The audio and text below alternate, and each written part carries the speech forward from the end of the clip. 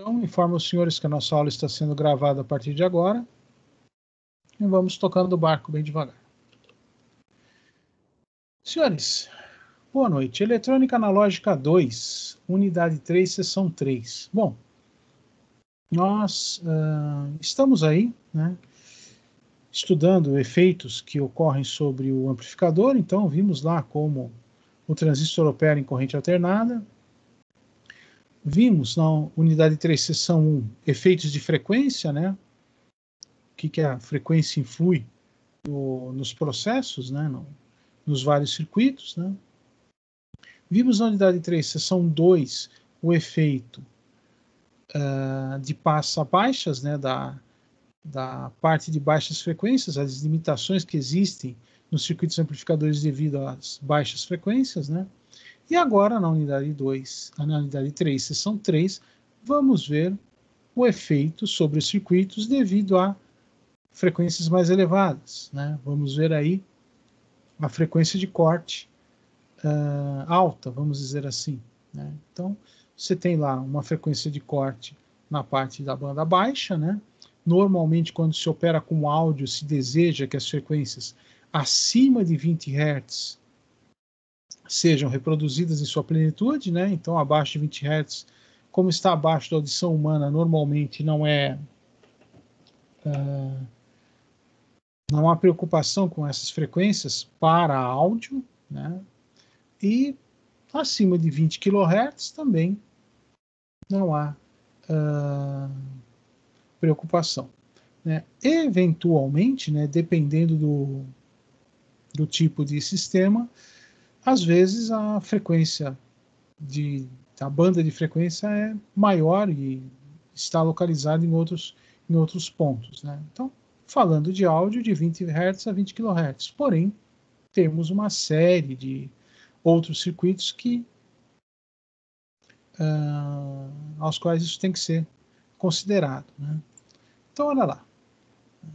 Lembrando, né, o nosso espectro de frequências, né? Então, temos lá frequências, né, comprimento de onda, o lambda, né? Temos aqui desde baixíssimas frequências, na parte de áudio, né? Aí você entra na parte de radiofrequência, AM, FM, Wi-Fi, micro-ondas, né? Vai subindo as frequências até a luz, né? Que é uma onda eletromagnética, numa frequência que se torna visível aos nossos olhos, né? Luz ultravioleta, raios X, raios gama, raios cósmicos, né? E normalmente a nossa maior influência, né, o nosso maior trabalho está desde baixíssimas frequências até coisa aí de 10 a 12, né? Não passa muito acima disso também. Tá? Quando você já trabalha, por exemplo, com infravermelho, você já tem uma outra maneira de encarar a informação, uma outra maneira de transmitir e receber a informação. Então, espectro de radiofrequência, né? Então, nós temos aqui, né, de 10 kHz a 300 mil MHz, a 300 GHz. Né? Então, esse ponto aqui não é 300 mil Hz, é 300 mil MHz. Né? Então, 300 GHz. Tá? Então, acima disso, você começa a trabalhar com ondas de calor e infravermelho nas mais variadas intensidades. Aí. Bom, o que acontece? Se eu abrir aquele pacote de frequências de rádio, vamos dizer assim, né? Qualquer coisa acima de 30 kHz, eu tenho aí, como são denominadas, várias faixas de onda, né? De acordo com a frequência ou com o comprimento da onda, né? De uma maneira tal que cada uma tem a sua aplicação. Né? Opa, temos alguém batendo a porta, um instantinho.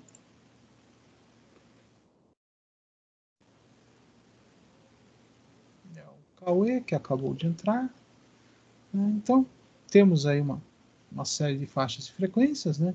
E quando as frequências caem, o comprimento de onda cai abaixo de 1 metro, eu já começo a trabalhar no que é chamado de micro-ondas, né? Então, que é aqui a faixa de 0,3 giga para frente. Então, cada faixa aqui tem sua vantagem e desvantagem. Tá? Quanto mais alta a frequência, menos longe ela vai, menor a sua penetração. Existe uma equação, né, que quanto mais você aumenta a frequência, menor a penetração para a mesma potência na atmosfera. Né? Então, frequências mais baixas chegam mais longe. Em compensação, né, quanto mais alta a frequência, melhor a reflexão, mais ela se reflete nos objetos, elementos e tudo mais. Né? Então aí tem um equilíbrio aí. Né? Se você pegar aqui essa faixa, né, tá, de 30 a 300 kHz, né, são frequências muito, muito baixas, né, em média frequência, né, onde está a faixa aqui de AM, né, AM vai de 560 kHz até 1650 kHz aproximadamente, tá bem no meio dessa faixa aqui. Né. Abaixo disso, né, abaixo aqui de 560, a faixa de 300, 200 kHz é conhecido como ondas tropicais. Né, são ondas de frequência bastante baixa. Né. E aí, de mais ou menos ali 1600 kHz até 30 MHz são ondas curtas. Né? Então tudo isso aqui normalmente é modulado em AM. Acima de 30 MHz já começa a valer a pena modulação em FM. Tá? Tanto é que de 30 MHz para cima você já tem canais de televisão. E o canal de televisão, a analógica, né? O sinal de vídeo era em AM, o sinal de áudio era em FM. Então, você tem a frequência aí das rádios FM, que está aqui no meio, né? Aproximadamente aí entre hoje 88 a 108, embora já tenha um projeto, né? Já foi aprovado, já estão expandindo a banda lentamente, que em vez de 88 vai começar em 72 kHz, 72 MHz, se não me engano, né? Uma expansão aí da faixa. Né? E aí, né, você tem frequências mais altas. Aqui você tem a parte de Wi-Fi, né? O Wi-Fi tem 2,4 GB, tem Wi-Fi de 6 GB, 5 GB, né? Por aí vai. Bom, o que nós precisamos saber para a parte das altas frequências? Primeiro, uma linha, um condutor continua sendo uma indutância, dois condutores próximos continua sendo uma capacitância, e a soma disso aí tem o circuito LC. Porém, as frequências altas, elas conseguem, vamos dizer assim, se desprender, tá, dos materiais com mais facilidade. Então, uma quina, né, um fio com uma quina 90 graus aqui bem viva, para baixa frequência, quase não tem influência. Porém, para uma frequência mais elevada, isso aqui age como uma antena. Tá? Eu tenho uma facilidade de dispersão de campo nesse canto aqui por uma questão de concentração de ondas. Outra coisa, dois fios paralelos. Em baixa frequência, isso aqui não influi muito. Em alta frequência, o campo eletromagnético vai sendo trocado, né? Entre eles até que o loop desgruda aqui desse fio e sai para o ar. Tá? Então isso aqui vira uma antena. Então tem uma série de influências. Nós não vamos ver nada a nível de RF aqui, né? Vamos ter aí umas dicas, alguma coisa. Nosso foco não é a parte de radiofrequência, mas sempre que for possível trazer uma informaçãozinha a mais aí ajuda. Uma dessas informações é o efeito skin. Tá? Skin em inglês é pele, né? Efeito pelicular. O que é isso? É o seguinte: quanto mais alta a frequência que eu aplico num sinal, num condutor, menos eu uso desse condutor. tá? Mais a energia é transferida pela borda do condutor e menos pelo seu miolo. Então, se eu tenho corrente contínua, os elétrons circulam no condutor como um todo. Eu tenho uma densidade de corrente igual na secção do meu condutor, né? Imagine que isso aqui é um condutor cortado com corrente contínua. Então, se eu pegar uma área aqui ou aqui no meio, a quantidade de corrente por área é a mesma. Quando eu começo a subir a frequência, eu começo a concentrar a minha condução de energia cada vez mais na borda e menos no centro do condutor. Já em 60 Hz, isso já é sensível. Muito pouco, mas é. Em 10 kHz mais, em 100 kHz mais, em 1 MHz mais, em 1 GHz, então, né, o sinal corre por uma casquinha externa do meu condutor. Tanto é que sinais, cabos para radiofrequência, para frequências elevadas, né, normalmente eles têm um cabo coaxial, né? A parte externa é uma folha de cobre, normalmente, fina, e o condutor central não é maciço, ele é um tubo.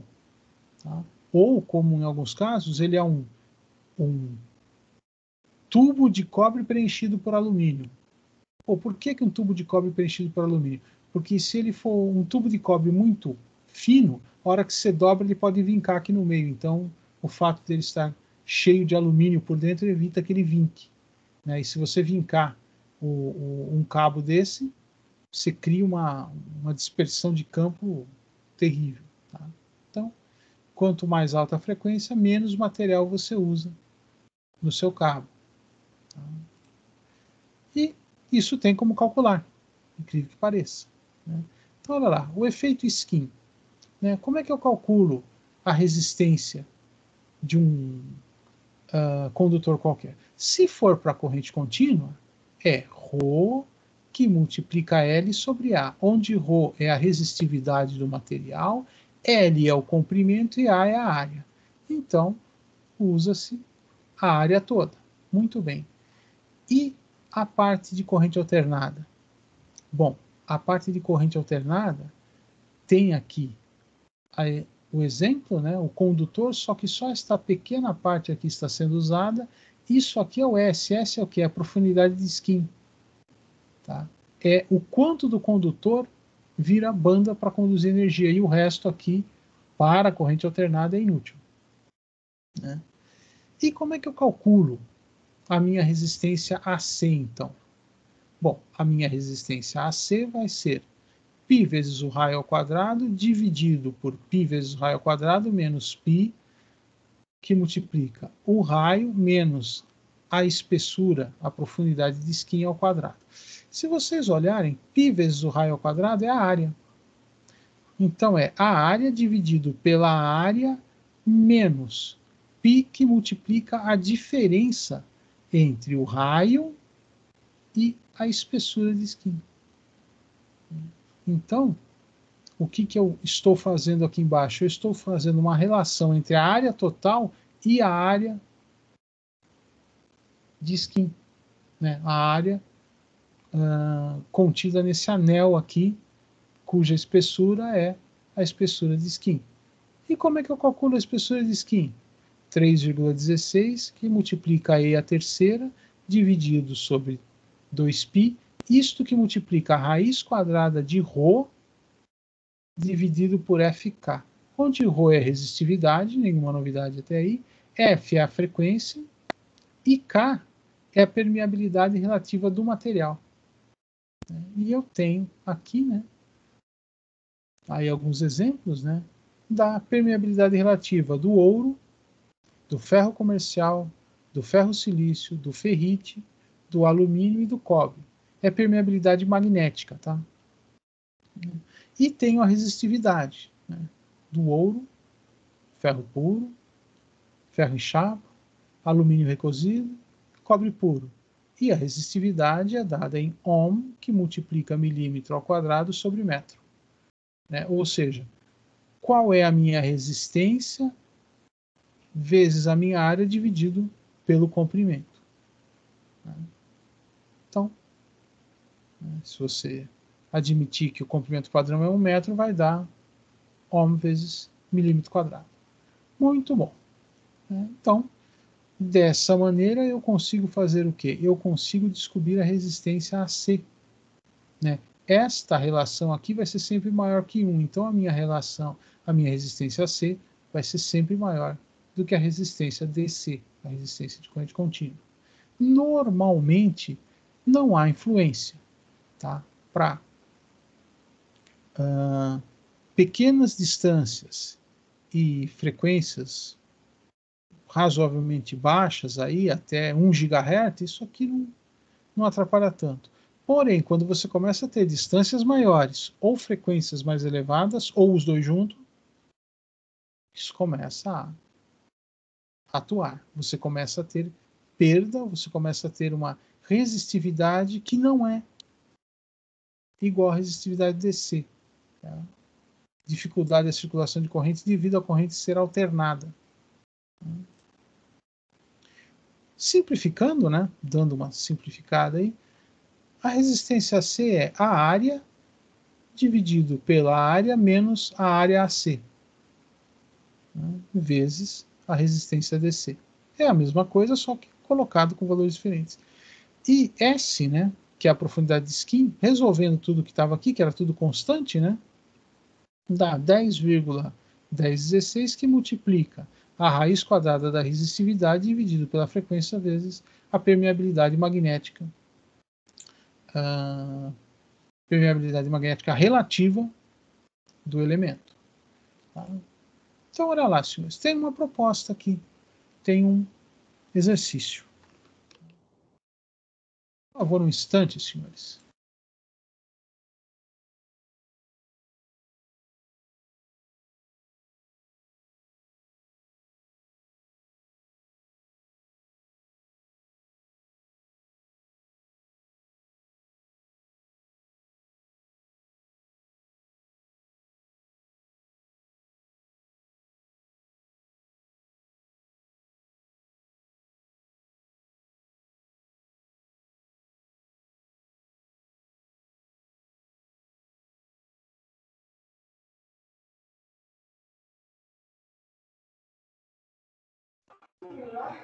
Boa noite, pessoal. Eu não sei se o meu áudio está bugado, mas o professor não está falando mesmo?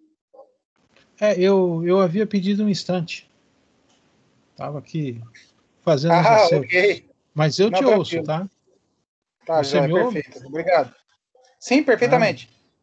ótimo. Retornamos então. Parece que alguns alunos estavam com dificuldade de entrar, mas deram uma chacoalhada na internet aí. Parece que melhorou. Bom, senhores, olha lá. Nossa proposta. Retornando aqui. Um cabo de cobre com secção transversal de 1,5 milímetro quadrado está conduzindo um sinal DC e AC de 10 MHz, ou seja, tem sinal DC, tá? E tem uma corrente AC de 10 MHz. Aí pergunta, né? Qual a resistência a cada 100 metros desse cabo para DC e para AC? Ou seja, é perguntada qual é a resistência DC e a resistência AC. Vamos resolver isso então. Formulário colocado aqui no canto. Área, 1,5 milímetro quadrado. Tá? Deixa aí. Frequência, 10 MHz. Muito bem. Comprimento, 100, faltou um metro aqui, mas 100 metros. Pergunta, qual é a resistência DC e qual é a resistência AC? Montamos aqui a equação para a resistência DC. A resistência DC é ρ, que multiplica L sobre A. O cabo é de cobre. Tá? Então, cobre puro está aqui. Olha lá. A resistividade 0,0162 vezes 100 dividido por 1,5. Bom, considerações a serem feitas aqui. Né? Esta tabela de resistividade está sendo dada em ohms, que multiplica milímetro quadrado por metro. Então, para nossa maior sorte, eu não vou ter que converter a resistividade em metro quadrado. Por quê? Porque a minha área já está em milímetro quadrado.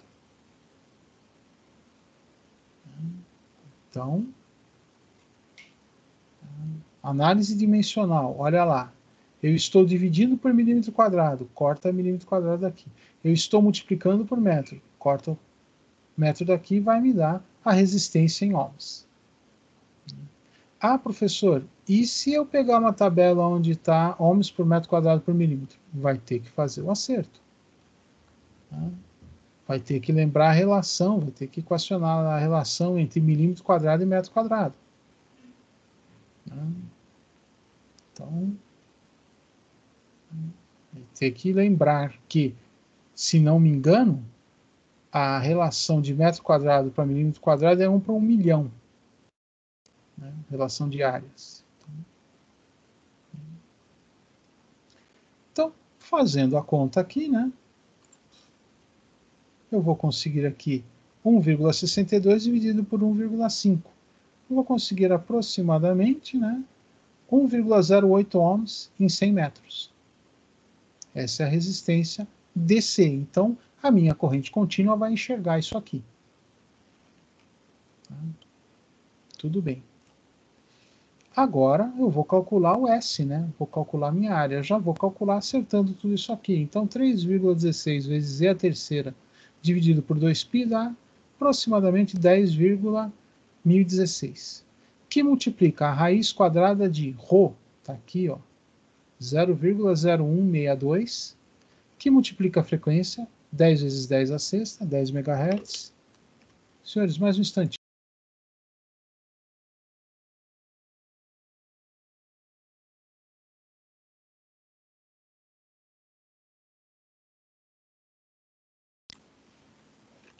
Estou de volta.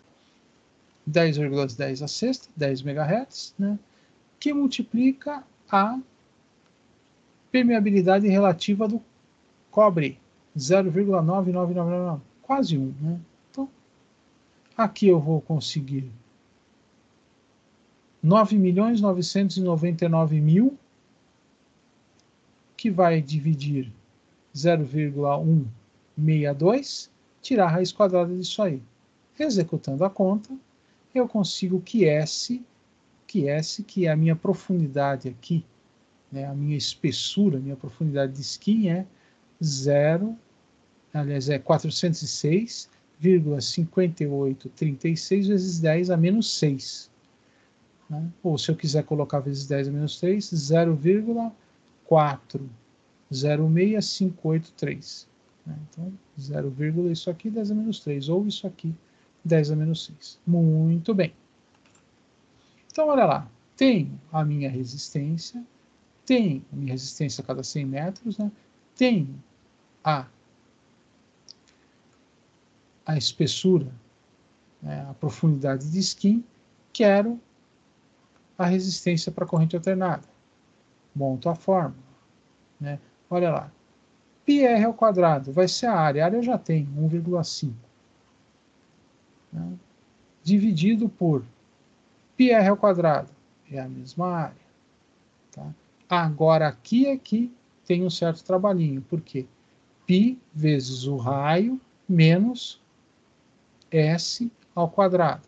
Muito bem. Aí tive que calcular o raio. Como é que eu faço para calcular o raio? Calcular o raio em milímetros. Né? Bom, se a minha área é πr quadrado, eu pego 1,5, divido por π e tiro a raiz quadrada. Encontro o meu raio, que é 0,6909883 milímetro. Tá? Aí, o que eu faço? Eu tinha aqui o meu... a minha distância, que estava em metros. Dividi por 1000. Olha aqui, ó. Não está mais 10 a menos 6, está 10 a menos 3. Então, está aqui em milímetro também. Então, está todo mundo aqui em milímetro. Né? Vou fazer essa subtração, elevar ao quadrado e multiplicar por π. E multiplicar tudo isso aqui por 1,08, que é a resistência DC. Tá ela aqui, ó, no final da fórmula. Então, 1,5 dividido por 1,5 menos a resolução disso aqui me dá 0,284407. 047. né? Fazendo a conta, né? Isso aqui me dá 1,23393 vezes 1,8. Ups.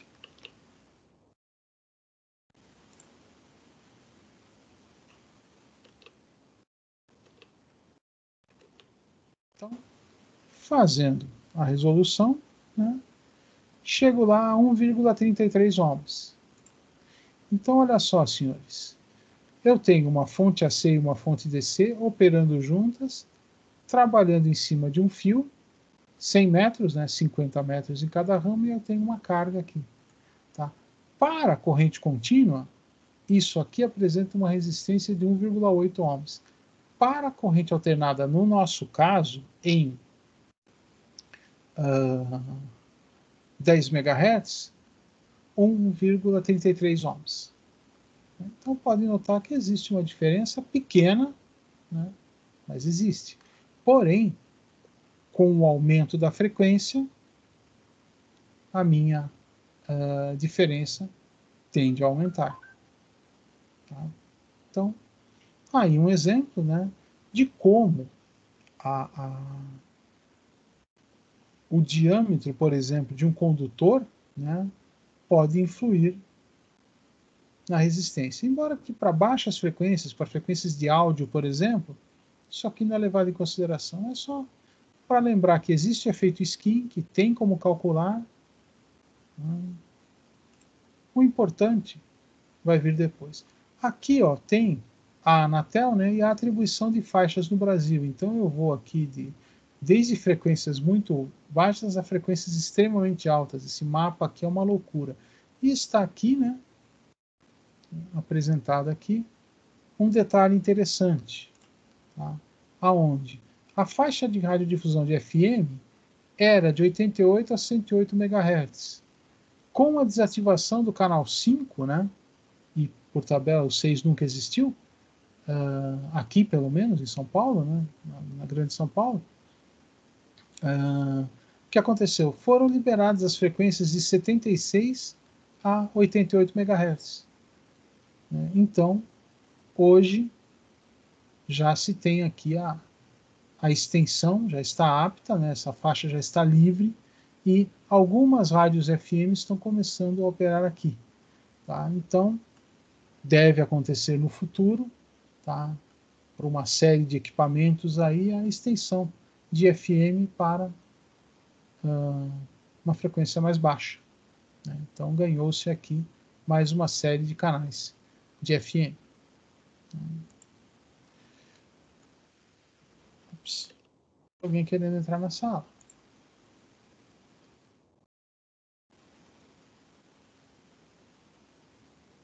Professor, Pois não? só uma dúvida aqui. Na fórmula de espessura de skin, aquele E significa o quê, por favor?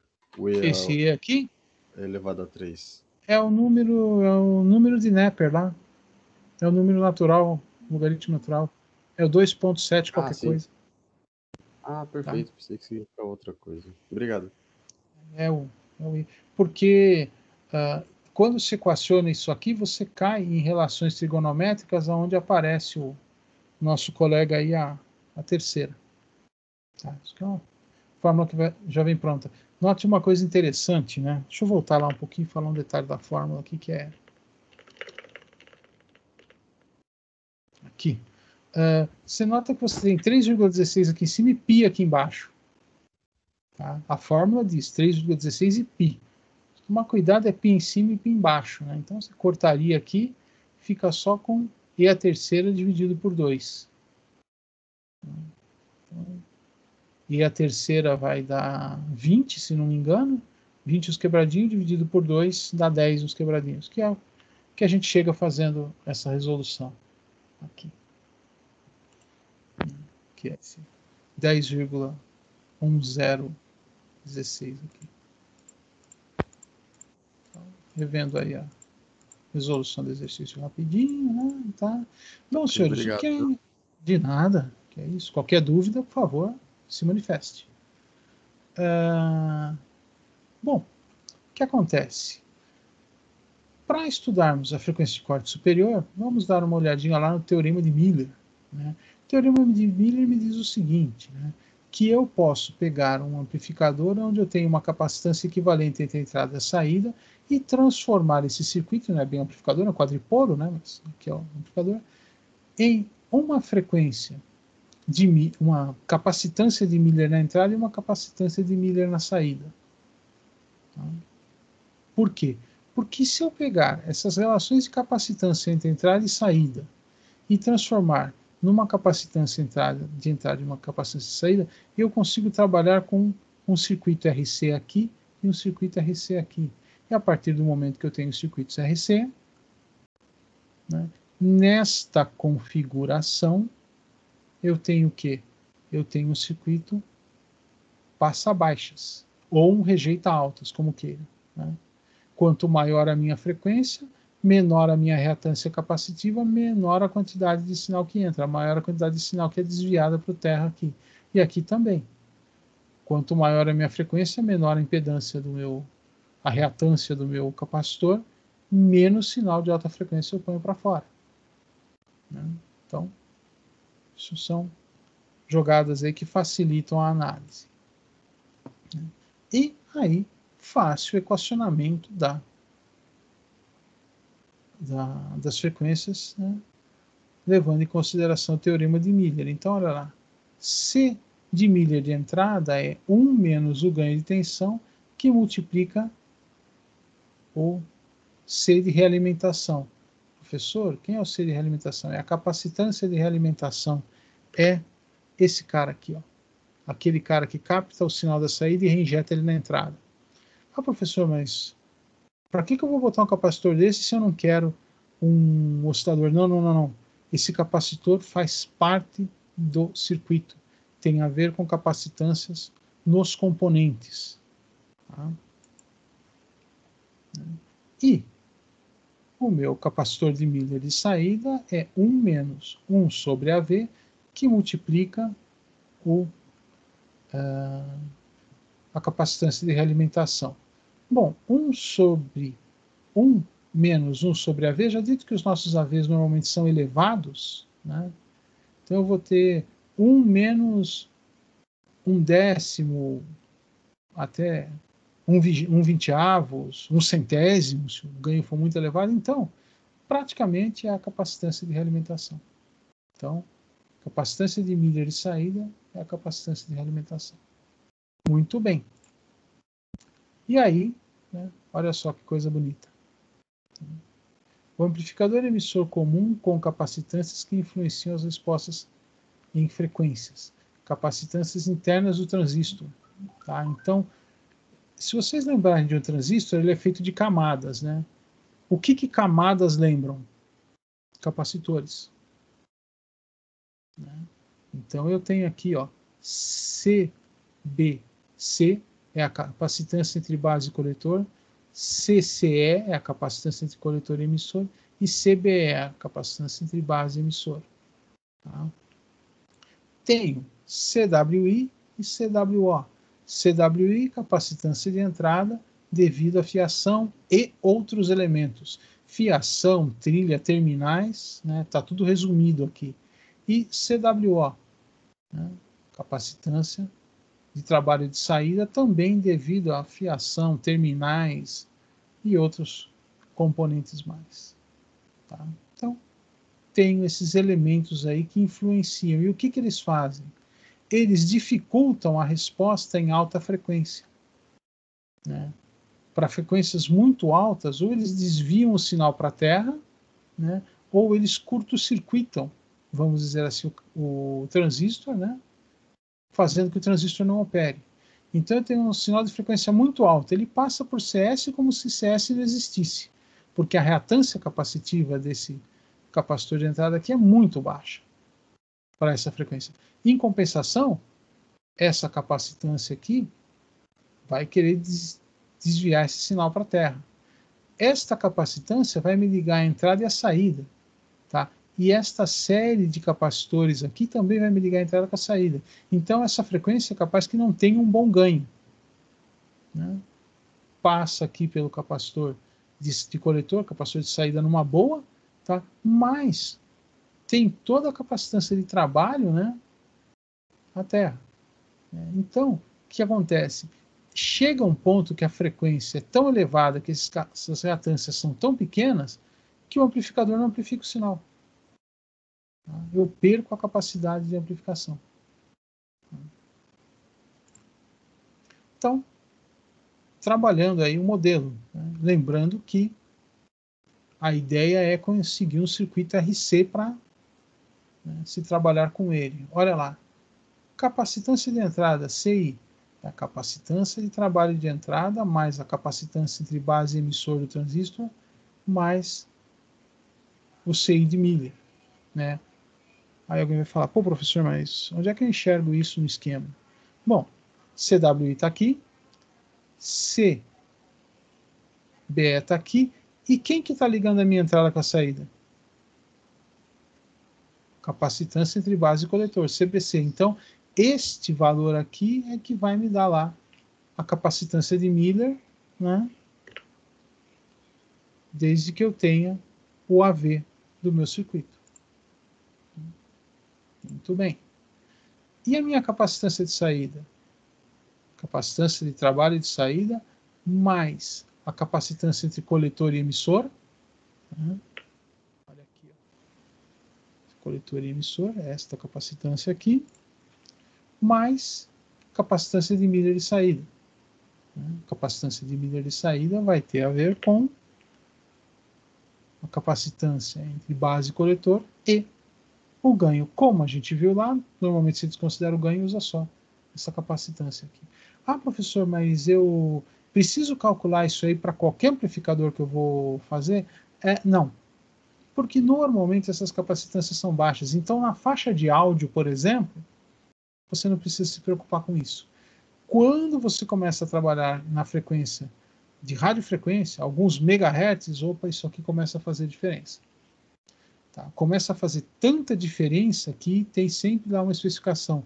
Trilhas mais curtas possíveis, terminais mais curtos possíveis. Evite de colocar capacitores em posições onde eles possam gerar capacitâncias de trabalho. Por exemplo, imagine o seguinte, imagine que esse aqui é o meu capacitor de saída. Tá? Ele é um capacitor cerâmico. Né? Um capacitor cerâmico parece uma moedinha, pequenininha. Né? Aí alguém fala, olha eu vou colocar ele nessa posição aqui. Aí você olha do lado desse capacitor cerâmico, tem, por exemplo, um transformador. Né? Ou tem um outro capacitor eletrolítico.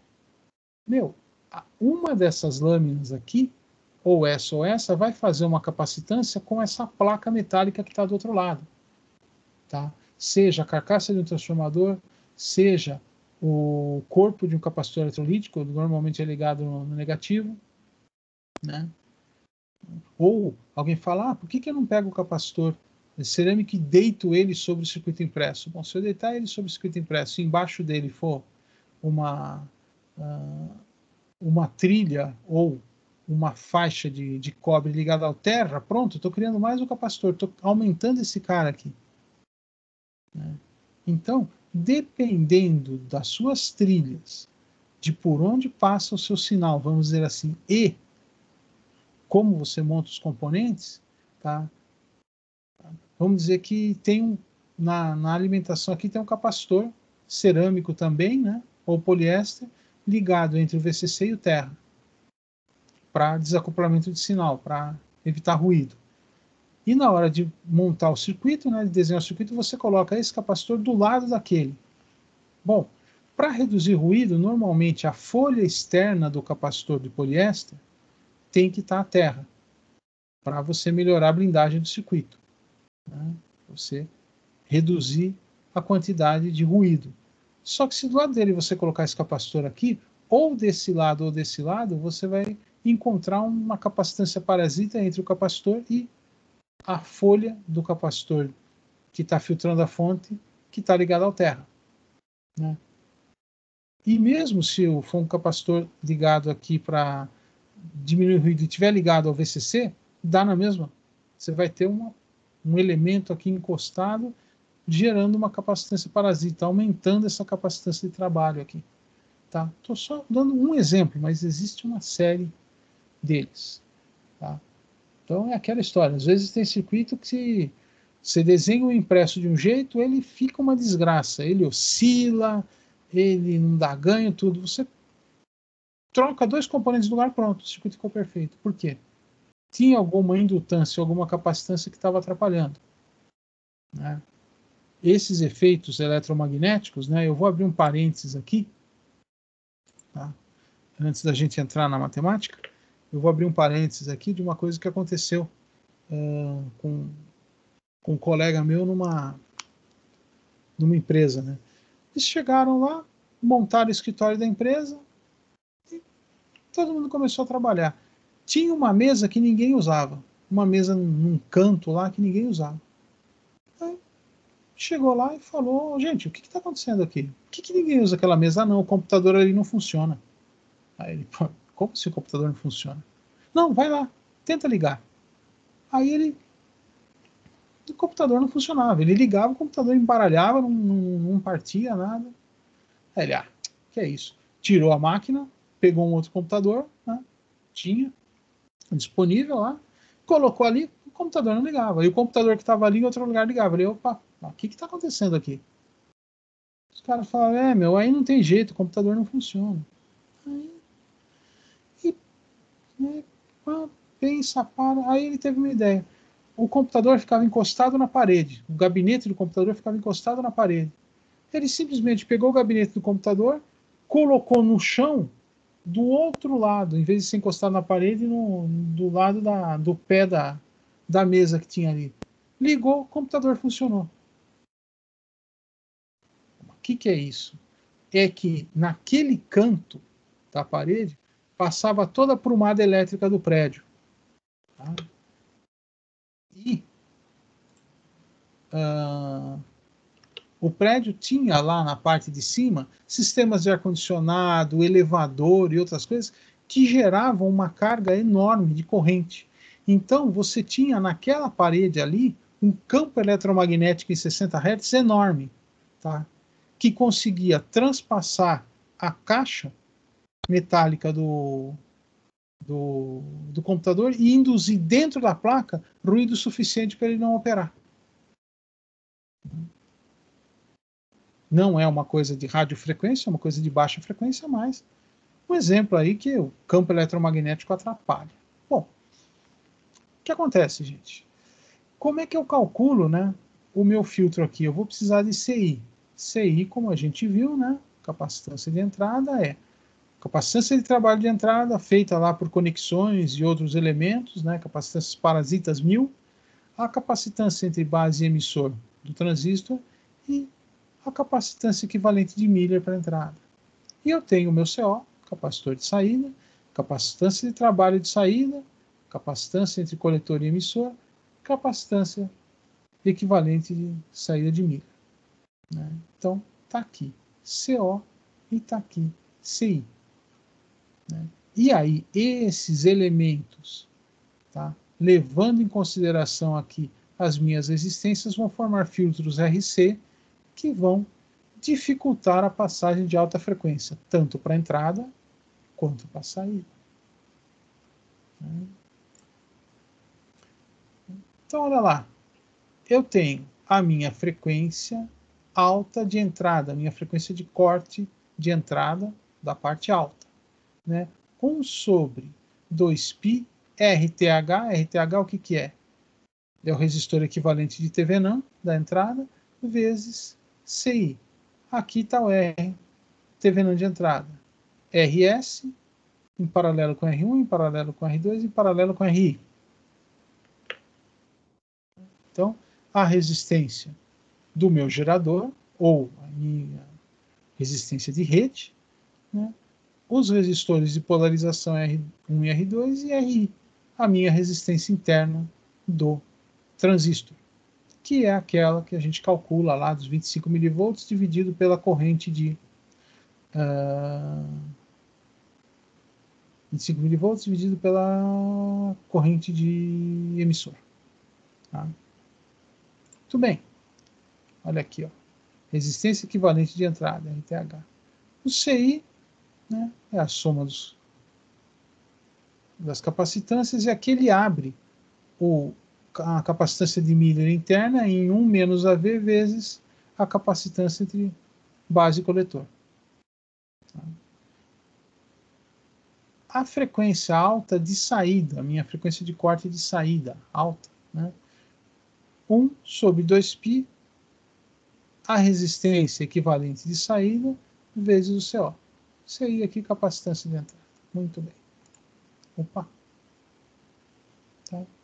RTHO, resistência equivalente de saída, equivale RC em paralelo com RL, a resistência de coletor em paralelo com a minha carga.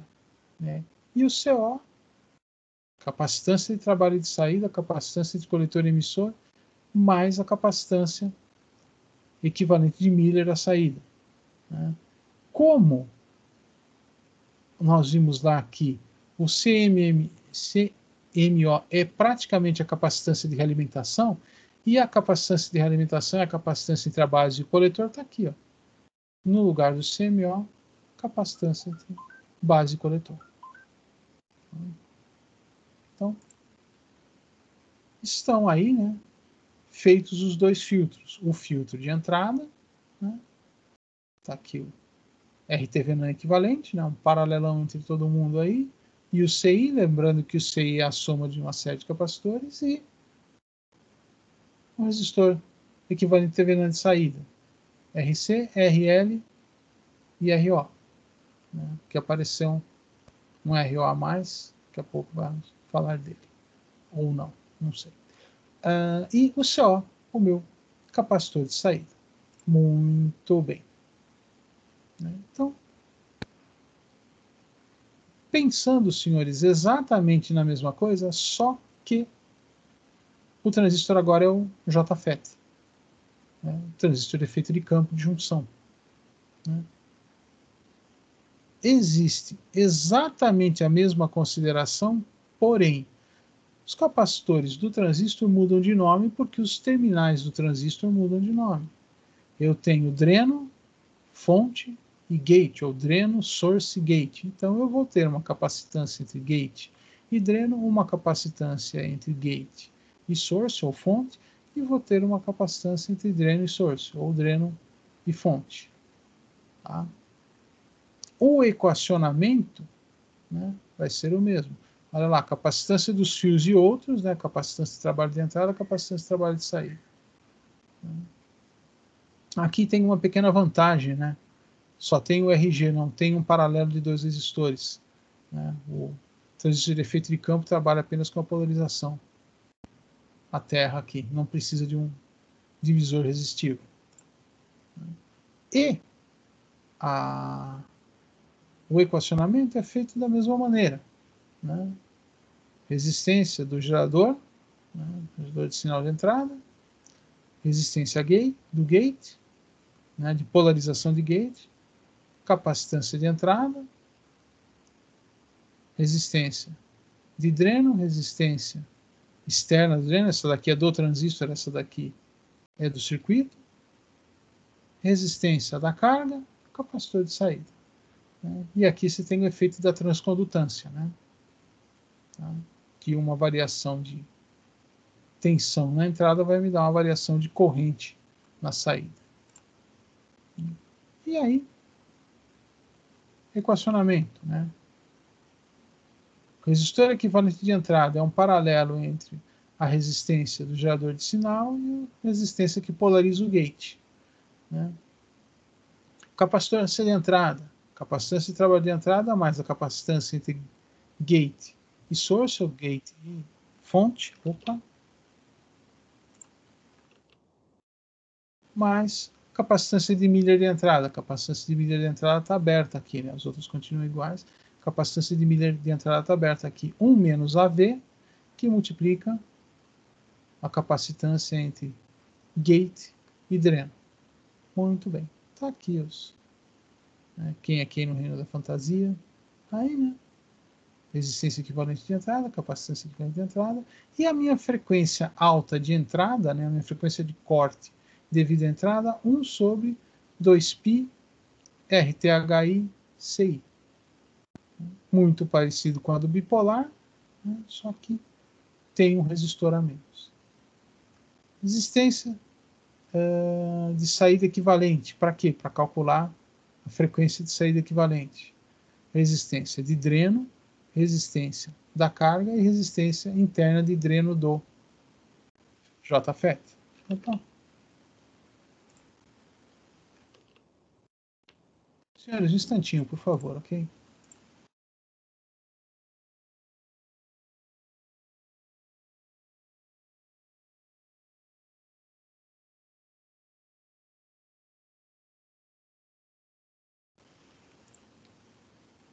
Estou de volta.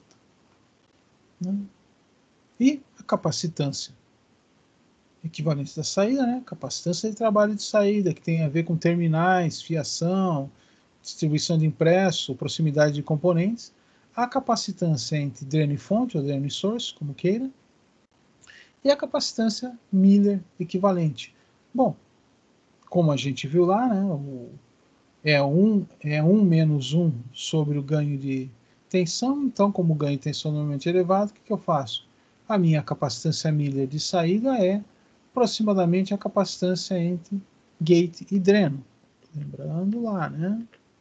Aqui, ó. Gate e dreno, lembrando que para a saída é praticamente essa capacitância aqui que eu enxergo. Então, capacitância de Miller de saída, capacitância entre gate e dreno. Então, RTH, resistência equivalente de saída, RC alta, capacitância equivalente de saída. A minha frequência alta para a saída é 1 sobre 2π RTHO CO. Muito bom. Mais um instantinho, senhores.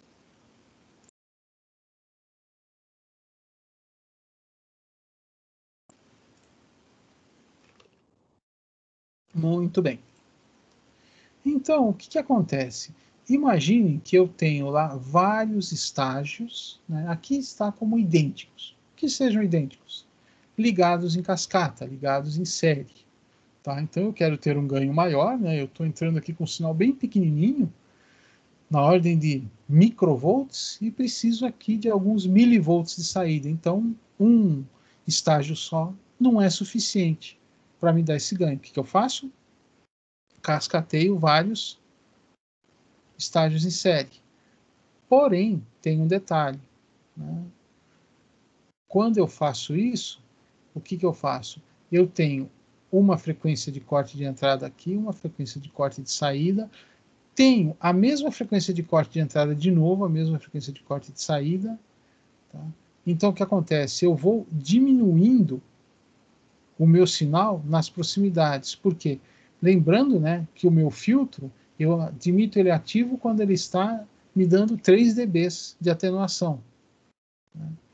Só que, se esse cara me dá 3 dB na frequência baixa, esse cara vai me dar mais 3 dB na frequência de entrada, esse cara vai me dar mais 3 dB na frequência alta de entrada, não na frequência baixa. Né? Então, eu já vou ter uma soma aqui, né, de vários dBs. Tá? A mesma coisa, esse cara aqui me dá uma perda numa certa frequência de saída, né? Que eu considero que dali para frente o filtro está agindo, mas eu sei que um pouquinho antes ele já está agindo. Aí eu vou ter esse efeito de novo aqui, esse efeito de novo aqui. Né? Então, a minha banda passante, se eu levar em consideração a queda de 3 dB, quando eu cascateio amplificadores com a mesma característica, ela tende a ficar mais estreita. Olha aqui, ó. Tá? Então eu tenho, ó, N, que é o número de amplificadores. Eu tenho 1, então eu tenho essa curva aqui. Né? Eu tenho lá menos 3 dB, então eu admito que ele, daqui até aqui, ele opera bem. Tá? Só que quando eu coloco um outro estágio, eu já entro com o sinal atenuado, então eu atenuo mais ainda o sinal. Né? Então, ó, o que está acontecendo? A minha frequência de atenuação de baixa, né, subiu. Tá? e a minha frequência de atenuação de alta baixou, né? Isso aqui nós vimos na aula passada, né? Frequência de corte de baixa, que é devido às capacitâncias em série, né, com o meu sinal, desacoplamento DC, e essas daqui nós vimos hoje, que são as frequências altas, né? Então, se eu tiver um terceiro estágio, o que acontece? Embora, teoricamente, a soma, né, dos 3 estágios me daria uma curva assim, ó, eu venho até aqui, mantenho o plano e desço, como eu tenho este espaço aqui, né, esse pacote de frequências entre a minha atuação de verdade e a plenitude do meu sinal, eu vou somando as atenuações. Então, às vezes, o que acontece? Eu tenho um estágio de amplificação de áudio, legal, ó, tá certinho, ele me dá de 19,2 Hz até 20,5 kHz, tá? Estágio de baixo sinal. Aí eu coloco 2, o que acontece?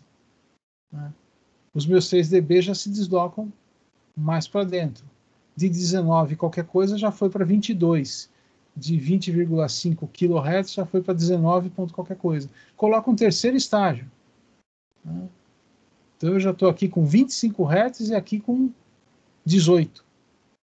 Então se eu colocar uma série de estágios, um após o outro, daqui a pouco eu vou ter vai virar um filtro, passa faixa isso aí. Por quê? Porque a soma das atenuações, né? Lembrando, meu filtro eu considero ativo a partir de 3 dB. A queda de 3 dB. Mas entre 3 dB e 0 dB eu tenho uma faixa aqui de atenuação. Se eu repetir, eu vou pegar essa faixa e multiplicar por ela mesma. Eu vou somar aqui a quantidade de dBs. Tá? Faço de novo, somo novamente. Tá? Então notem, quando eu coloquei 3 amplificadores iguais em série, a minha frequência que tinha atenuação de 3 dBs, que eu não levava em consideração, eu achava que daqui até aqui o meu circuito estava ativo, agora virou 9 dBs. Tanto de um lado quanto de outro. Então, esse cascateamento de circuitos, quando for feito, tem que ser feito com cuidado. Para quê? Para você aumentar a banda passante, porque senão você vai perder sinal lá na frente. O teu som, se for nas frequências de áudio, ele vai começar a ficar menos perfeito, mais artificial, porque você está tirando as frequências que enfeitam o sinal, está deixando só o básico. Tá? Quem já falou num telefone daqueles antigos de linha fixa, né, sabe que às vezes você pega uma ligação que é aquilo, você mal ouve a voz do cara. Tá? Parece um Pato Donald falando. Por quê? Porque a linha telefônica é feita para responder de 300 Hz a 3,5 kHz. Tudo que enfeita o sinal, ela mata. Né? Então ela tem uma banda bem restrita. E se você tiver a passagem por várias estações analógicas, tá? Essa soma de faz uma vez, faz duas, faz três, daqui a pouco você está operando ali entre 1000 e 2000 Hz. Né? Então a sua voz vai acabar saindo assim lá do outro lado. Por quê? Porque tudo que enfeita a voz, tudo que traz a parte mais bonita da voz, some. Os graves e os agudos, fica só os médios. Né? Como o pessoal falava antigamente, né, era som de elevador, né? Tinha muito sistema de sonorização de elevador que era assim, trabalhava só com o meio aqui da banda que não dava problema. Né? Realmente, também você ouve o som que sai daí e você fala, pô, mas que coisinha chata, a música é linda, mas o equipamento estraga. Hoje, com sistemas digitais, está muito mais fácil você fazer uma reprodução de larga amplitude de frequências, né, de alta fidelidade, sem ter um investimento tão elevado. E como é que eu consigo encontrar as frequências aqui? Como é que eu consigo encontrar F', F2' em baixa, né? E F' e F2' em alta? Está aqui, ó. Para a baixa, eu pego f' e divido pela raiz quadrada de 1 sobre n menos 1. Aliás, raiz quadrada de 2 elevado a 1 sobre n menos 1. Então, olha lá, eu pego a minha frequência. Se eu tiver 2 estágios, então é raiz quadrada de 1 dividido por 2 meio, né, 2 elevado a meio menos 1. Vai dar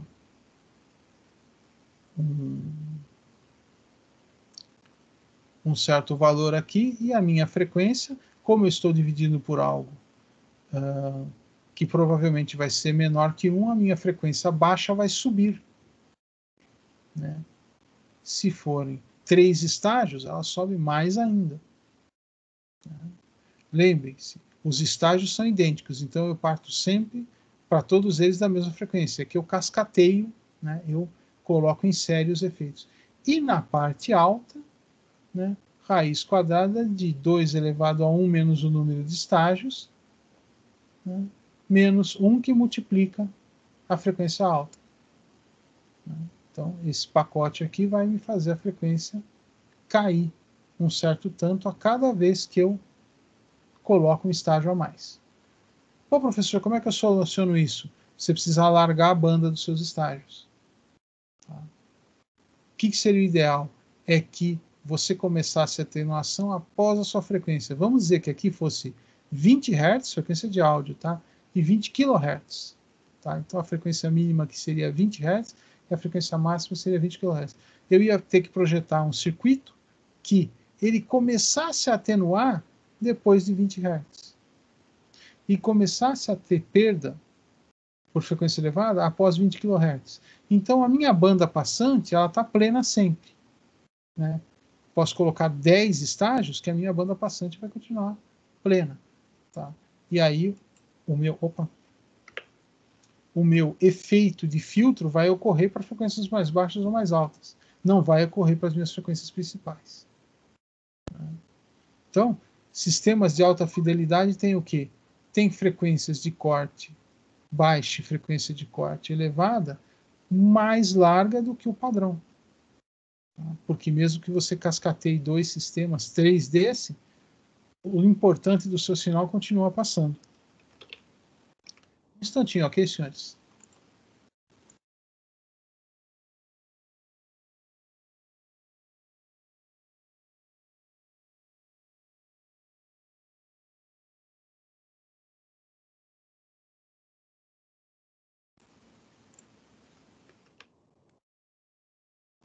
Então, né, temos aqui o efeito que ocorre nas frequências de corte de baixa e de alta quando você cascateia, quando você coloca em série amplificadores. Olha lá.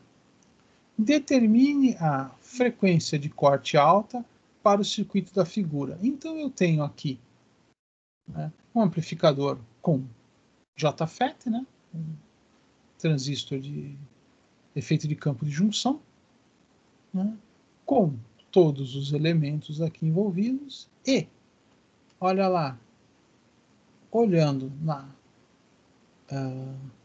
na folha de dados do transistor e em alguns outros detalhes, foi determinado que o que? Olha aqui, ó, CG, capacitância de gate, 0,01 microfarad, tá? Ou 10 nanofarads. CS, 2 microfarads. Né? CC, capacitor de desacoplamento de saída, 0,5 microfarads ou 500 nanofarads. Né? A resistência aqui do gerador, 10K, 10 kΩ. RL, 2,2 kΩ. RG, resistência aqui do gate, 1 megaohm. RD, 4,7 kΩ. RS, 1 kΩ. Aí a corrente entre drain source que trabalha o meu FET, 8 mA. A tensão de polarização de gate, menos 4 volts. A resistência de dreno interna, infinita. Tensão de alimentação, 20 volts. Aí a capacitância entre gate e dreno, 2 picofarads. A capacitância entre gate e source, 4 picofarads. A capacitância entre dreno e source, meio picofarad. Né? Testado aqui no meu circuito. Pô, professor, como é que testa isso? Simples. O colega, por exemplo, tira o transistor, desliga o circuito e injeta um sinal aqui, né? Varia a frequência e vê como o circuito se comporta. Ele descobriu que a capacitância de trabalho do circuito, 5 picofarads para a entrada, a capacitância de trabalho para a saída, 6 picofarads. E a transcondutância, né, 2 milisiemens. Então, dá uma série de dados aí. Então, como é que eu acho o AV médio desse circuito aqui? VO dividido por VI, que é igual a transcondutância, que multiplica o paralelo de RD com RL. Olha lá, transcondutância menos 2 milisiemens. RD, 4,7 kΩ. RL, 2,2 kΩ. Fazendo o paralelo, 1,499 kΩ, que multiplica o 2 milisiemens aqui, aproximadamente menos 3. Então, esse é o meu ganho médio. Muito bem. Como é que eu encontro a minha resistência Thevenin de entrada? É um paralelo entre a resistência do gerador e a resistência de gate. Fazendo um paralelo entre 10 kΩ e 1 mega, 9,9 kΩ. Legal. Minha capacitância de entrada vai ser dada pela capacitância de trabalho, mais a capacitância entre gate e source, mais 1 menos o ganho, tá, vezes a capacitância entre gate e dreno. Então, pegando lá do início, 5 picofarads mais 4 picofarads mais 1. O meu ganho era menos 3. O meu AV era menos 3. Como é menos, então menos 3, 1 mais 3, vezes 2 picofarads. Tá? Lembrando que se você pensar em tensão, quando eu elevo a tensão aqui, eu elevo a corrente aqui, eu abaixo a tensão aqui. É por isso que o ganho de tensão é negativo. Tá? Por isso menos 3 lá da transcondutância. Tá? Vezes 2 picofarads. Então aqui vai dar 4. 4 vezes 2, 8. 5 mais 4, 9. 9 mais 8, 17 PF. Então a minha capacitância equivalente aqui na entrada, 17 PF. Qual que é a minha frequência máxima na entrada? 1 sobre 2π, resistência Thevenin equivalente de entrada, capacitância equivalente de entrada. 1 sobre 2π, que multiplica 9,9 kΩ vezes 17 PF. Chego que a minha frequência de entrada na restrição ocorre acima de 945,67 kHz. Quer dizer, quase 1 MHz. Então, se esse amplificador aqui for um amplificador de áudio, pela entrada está tranquilo. Eu vou até 20 kHz, a frequência de corte está em 945. Tranquilo. E a minha resistência equivalente de saída é a resistência de dreno, aqui, em paralelo com RL. Teria o paralelo com o RDzinho, só que o RDzinho é infinito, então não conta. 4,7 em paralelo com 2,2, 1,5 kΩ. Tá? E a minha capacitância de saída? Capacitância equivalente, capacitância de trabalho, mais a capacitância entre dreno e source, mais capacitância Miller. A capacitância Miller é 1 menos 1 sobre AV, C, capacitância entre gate e dreno. E aí tem aquele detalhe, né? Isso aqui provavelmente vai dar um valor muito próximo entre a capacitância entre gate e dreno. Fazendo a conta aqui, olha lá, 1 menos, aqui vai dar 1/3, 1 menos 1/3 vai dar 0,60, né? Chego aqui ao valor de 2,67 PF. Note que era 2,267, quase a mesma coisa.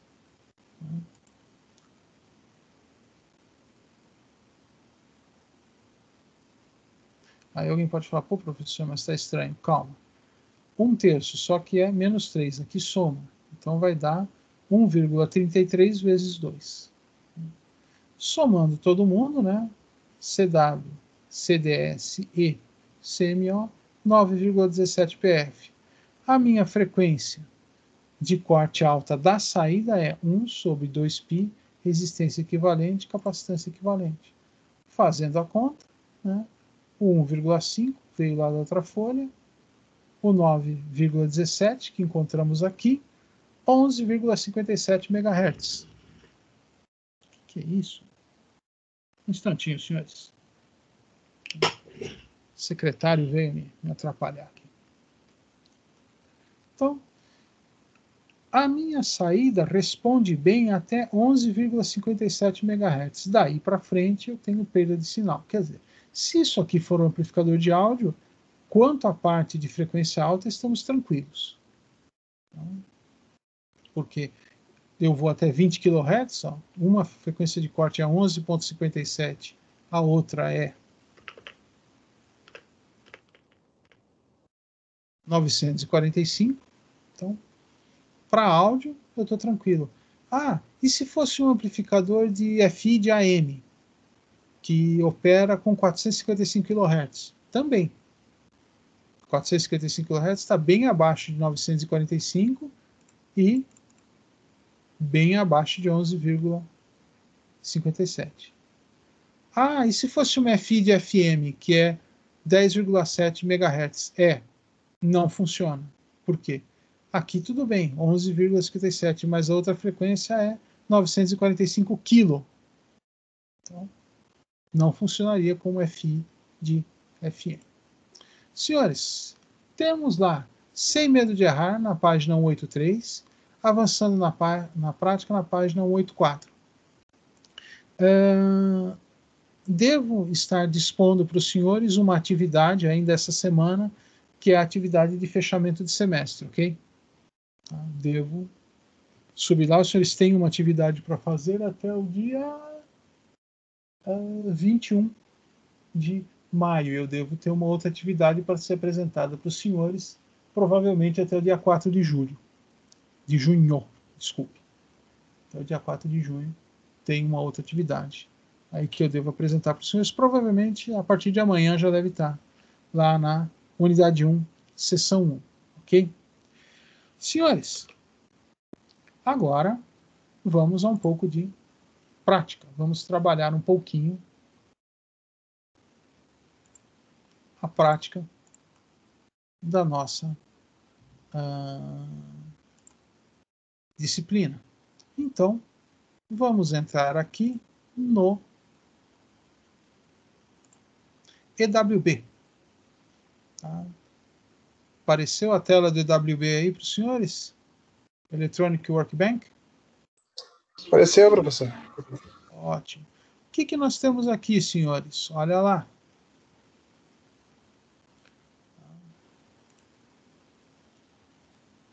Deixa eu ajeitar aqui. Vamos primeiro ajeitar aqui para dar uma olhada no circuito.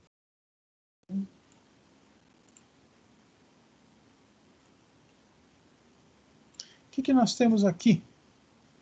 Vamos ajustar as linhas aqui para que elas não nos atrapalhem.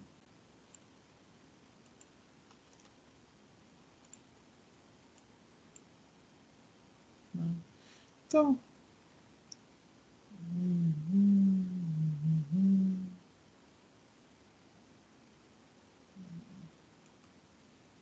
transferir para cá para ficar mais claro. Subir um pouquinho esse garoto aqui, para não ter muito trançamento de linha aí, para ficar claro o que nós estamos fazendo.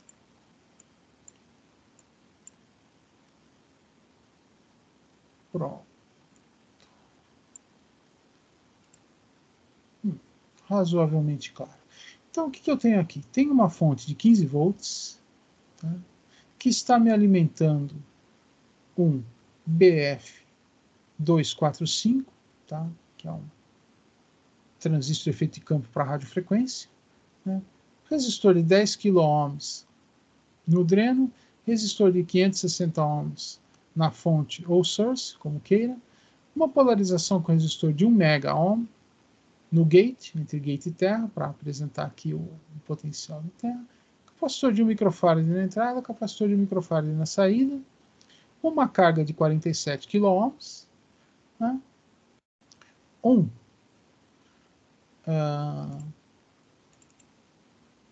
Gerador de função na minha entrada, ele está selecionado para frequência, para onda senoidal, entrada de 1 MHz, ciclo 50% e 1 microvolt de tensão de entrada.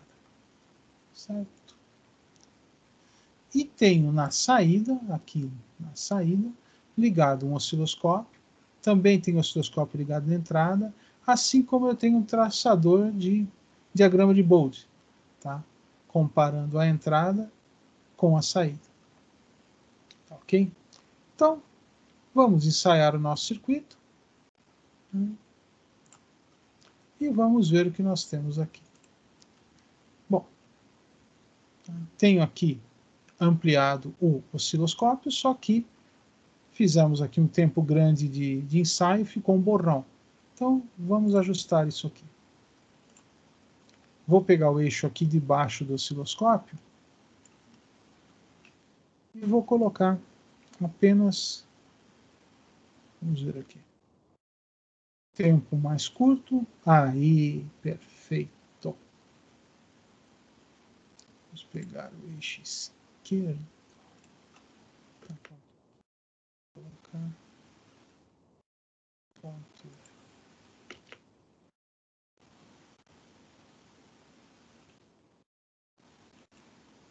Aí, conseguimos enxergar nossos. Então, senhores, lógico que existem algumas distorções, os senhores vão notar aqui, que é devido ao resumo do processamento de sinal. Tá? Isso aqui não é uma deformidade real, nem no sinal de entrada, que está em azul, nem no sinal de saída, que está em vermelho. Tá? Onde vocês veem aqui algumas partes retas e tudo mais que não compõem uma senoide, na verdade são falhas na interação do nosso laboratório. Mas, basicamente, o que eu tenho? Eu tenho um sinal de entrada bastante pequeno, né? 10 microvolts, tá? E tenho um sinal de saída, vamos colocar uma linha aqui, vamos medir.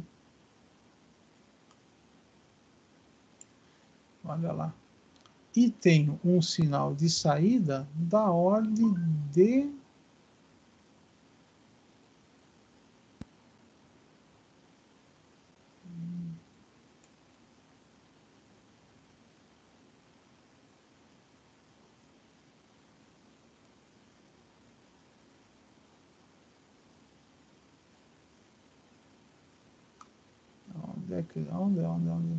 Onde está a minha indicação de sinal de saída?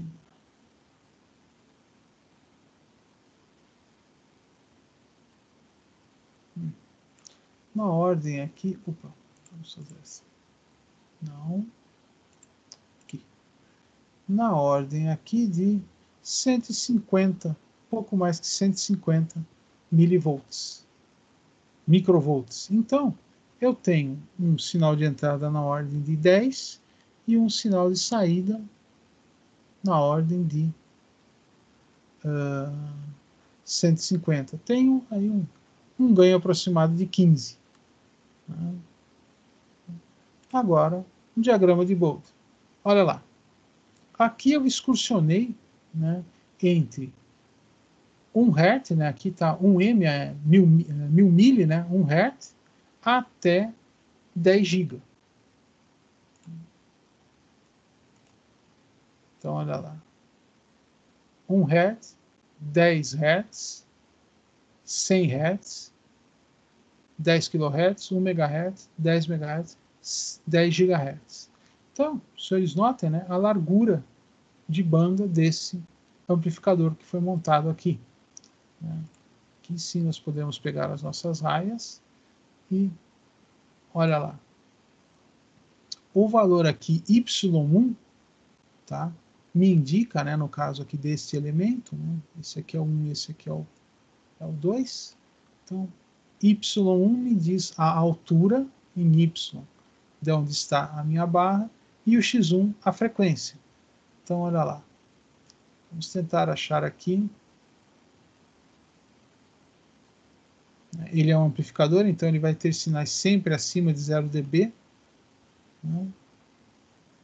Então, ele tem aqui a minha plenitude de ganho, né, a partir de aproximadamente 48 Hz. Se eu vier aqui para... Se eu vier aqui em torno de 20 Hz, ó, tá, eu tenho aqui 17,7 dB de ganho aqui. Se eu pegar meu ponto mais alto e chegar também em 17,7,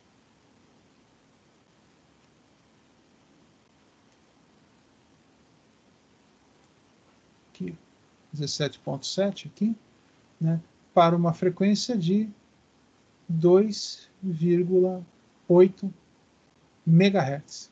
Então eu tenho uma banda passante aqui, nesse caso, né? Vamos tentar com 3 dB a menos do máximo. O máximo é 17, quase 18. Então, 15 dB. Vamos achar aqui 15 dB. 16. Aqui, 15 dB. E aqui 15 dB também. Vou encontrar lá 15 dB.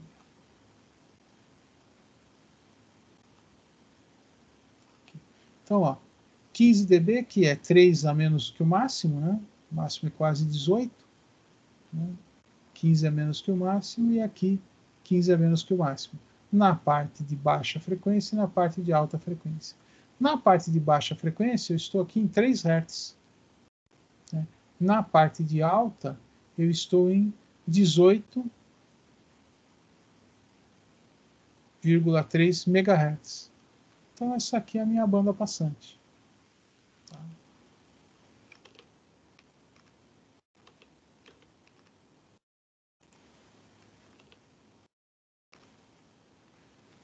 Então, essa aqui é a minha banda passante desse amplificador. Tá?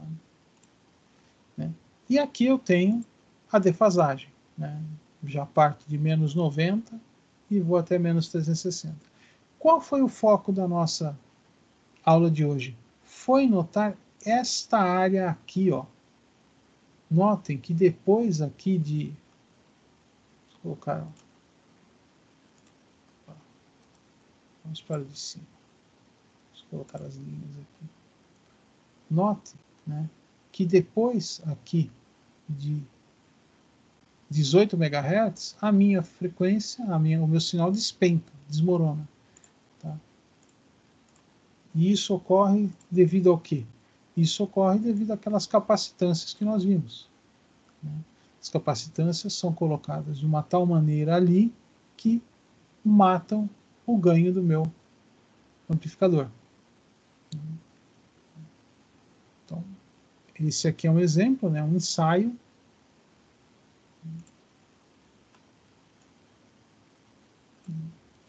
de um circuito aqui com um FET para ter uma ideia do que acontece. Né? Então alguém pode falar, pô professor, e se eu quisesse operar com esse FET numa frequência mais alta? Eu ia ter que alterar valores aqui para conseguir trazer essa banda mais para a parte de alta frequência. Tá?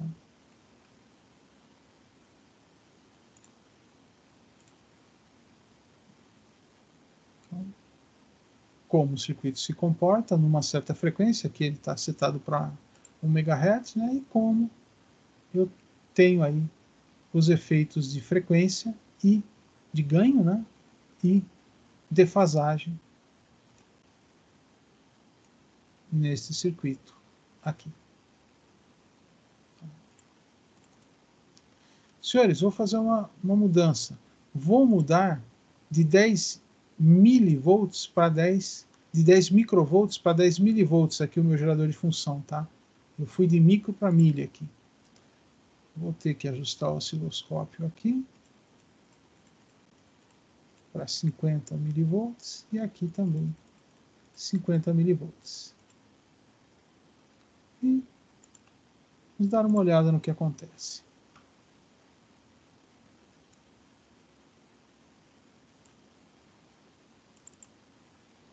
Aqui novamente, né, o efeito do osciloscópio, temos que fazer um ajuste.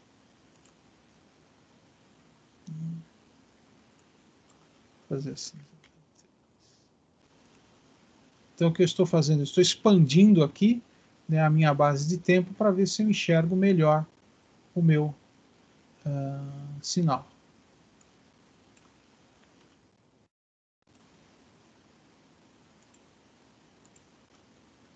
Então aqui eu coloco o quanto eu quero que seja o máximo do meu gráfico aqui.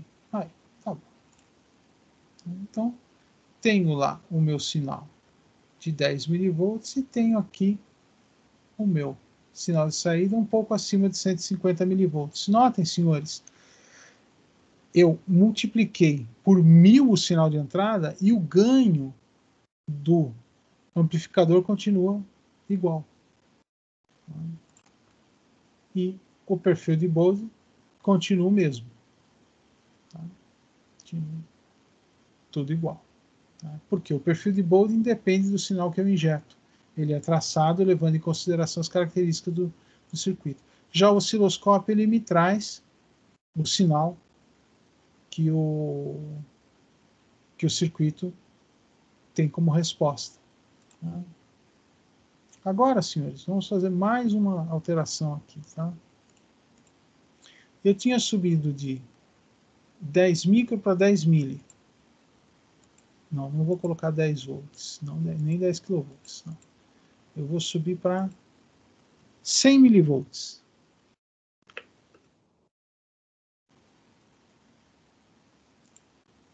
Vamos ver o que acontece.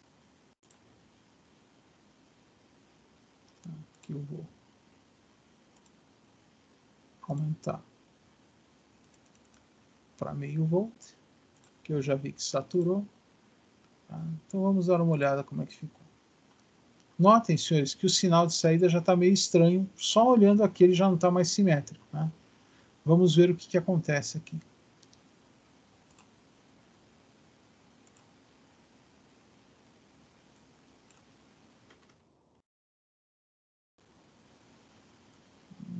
Não está nítido aí.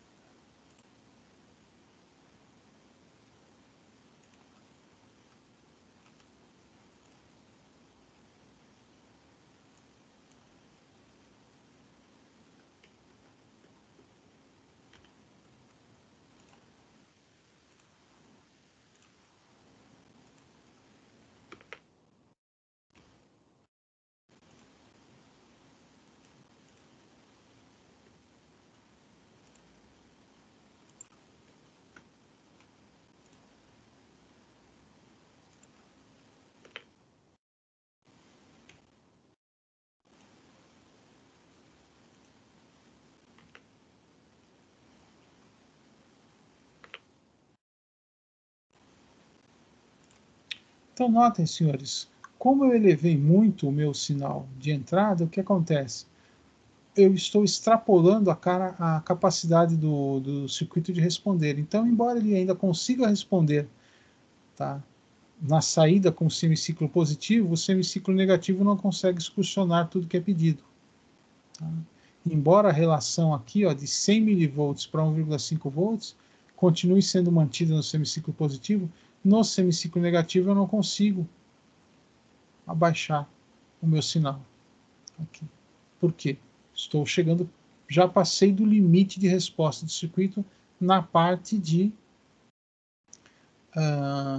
amplitude de sinal. O diagrama de Bode, porém, continua o mesmo. Por quê? O diagrama de Bode é feito independente do sinal que eu injeto. Tá?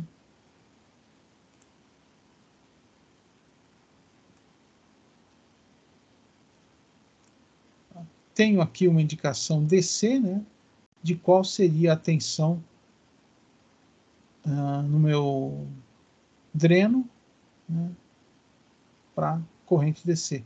Meu dreno estaria polarizado a 2,562 volts.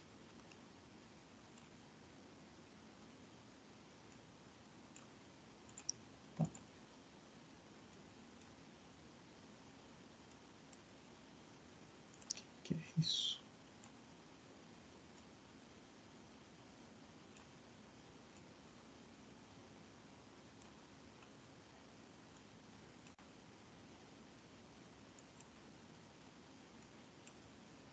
Tentei achar uma outra leitura que acabei confundindo.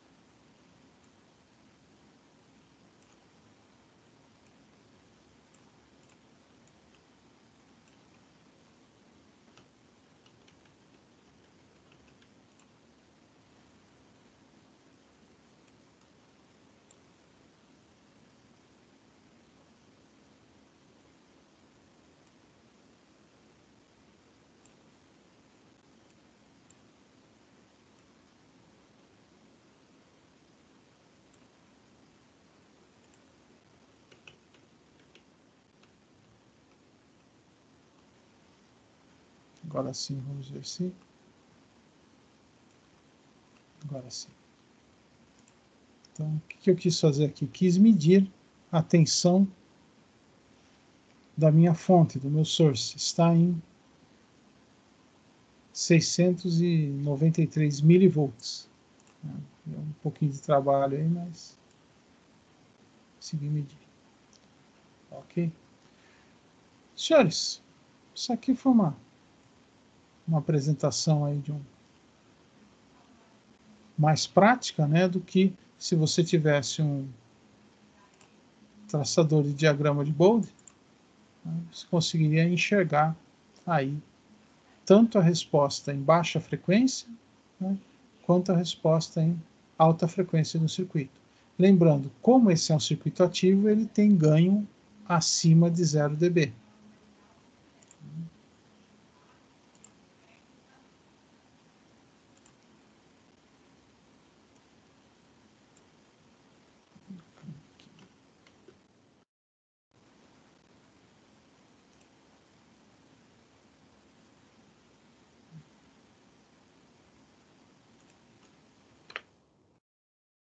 Estou mudando o ganho aqui só para enxergar um pouquinho melhor o gráfico, mas pelo visto o melhor é 0 mesmo, começar o gráfico em 0.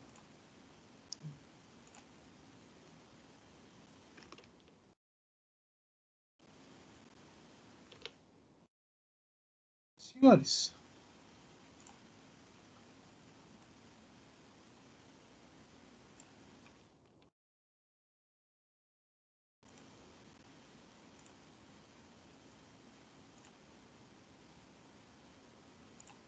alguma dúvida sobrou, senhores? Teve algo que não ficou claro, não foi apresentado, ficou estranho aí? Os senhores têm alguma dúvida? Tem algum detalhe a colocar?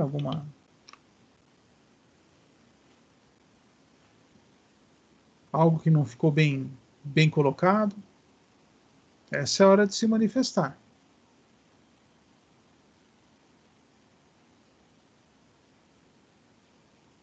Bem, se está tudo claro, senhores, agradeço a presença dos senhores, né?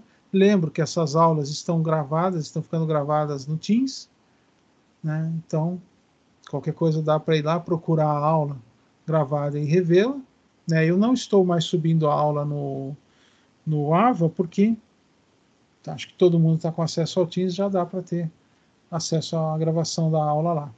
Tá ok? Lembro que nós temos lá vídeos de pré-aula, né? E que nós vamos ter aí uma atividade para ser feita com fechamento em 4 de junho. Tá? Ali no final das P2. Segundo, se não houve modificação, até agora parece que não, né?